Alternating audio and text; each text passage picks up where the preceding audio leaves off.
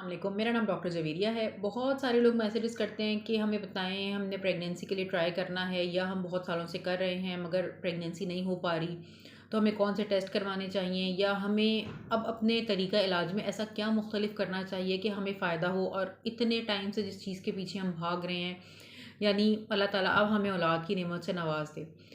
तो देखें, मेरी एडवाइस आप सबके लिए ये है कि सबसे पहले अपने टेस्ट मुकम्मल करवाएं और किसी अच्छी लेबॉर्ट्री से करवाएं। जब भी हमारे पास पेशेंट्स टेस्ट लेके आते हैं तो सबसे पहले मेरे लिए इम्पॉर्टेंट चीज़ ये नहीं होती कि उन्होंने कौन कौन से टेस्ट करवाए हैं। मेरे लिए इम्पॉर्टेंट ये होता है कि उन्होंने किस जगह से टेस्ट करवाए हैं। हमेशा अच्छी लेबॉर्ट्री आपको अच्छे रिजल्ट्स देती है। अगर मेरे पास मेरे मरीज़ के रिजल्ट्स ठीक नहीं होंगे तो उसका ट्रीटमेंट मैं ठीक नहीं कर सकूँगी, क्योंकि मैं ब्लाइंड हूँ। मैं उसकी करंट स्टेटस के बारे में सही तरीके से जानती नहीं हूँ। हमेशा अपने ब्लड टेस्ट किसी बहुत अच्छी लेबॉर्ट्री से करवाएं। टेस्ट जो आपने कराने हैं उसमें thyroid, prolactin, anti Mullerian hormone, ये 3 ब्लड टेस्ट बहुत इंपॉर्टेंट हैं। उसके अलावा आपने एक अल्ट्रासाउंड करवाना है पीरियड के 12वें या 14वें दिन पे एग का साइज़ देखने के लिए। और सबसे इम्पॉर्टेंट, आपने ट्यूब टेस्ट लाजमी करवाना है।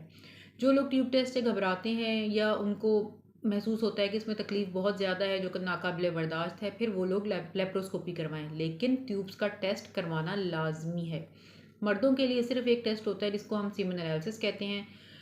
ये तकरीबन 3 से 5 दिन के गैप के बाद करवाना चाहिए और सीमन एनालिसिस हमेशा किसी आईवीएफ सेंटर से करवाना चाहिए। आपके शहर में जो भी अच्छा आईवीएफ सेंटर है आप वहाँ से ये टेस्ट करवाएं, क्योंकि सीमन एनालिसिस की रिपोर्ट हमेशा आईवीएफ सेंटर वाले ही अच्छी देते हैं, वो ट्रस्टवर्दी होती है। ब्लड टेस्ट आप किसी भी नॉर्मल लैब से, किसी भी अच्छी जगह के नॉर्मल सी लैब से भी करा सकते हैं।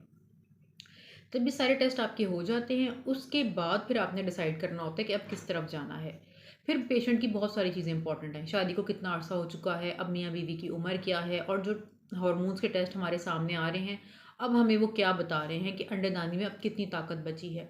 उसके हिसाब से हमने डिसाइड करना होता है कि हम इनको नेचुरल प्रेगनेंसी की तरफ ट्राई करवाएं या हम इनका आईयूआई करें या आईवीएफ करें।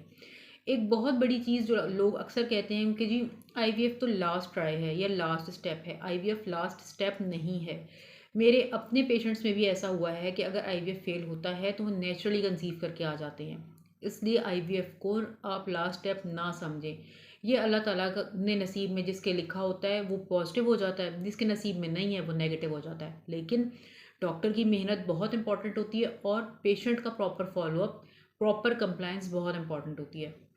उम्मीद करती हूँ आज की इस सारी कहानी से आप सबको बहुत फ़ायदा होगा और आप लोगों के कॉन्सेप्ट्स भी क्लियर होंगे कि आप लोगों को कौन कौन से टेस्ट करवाने चाहिए। Thank you so much.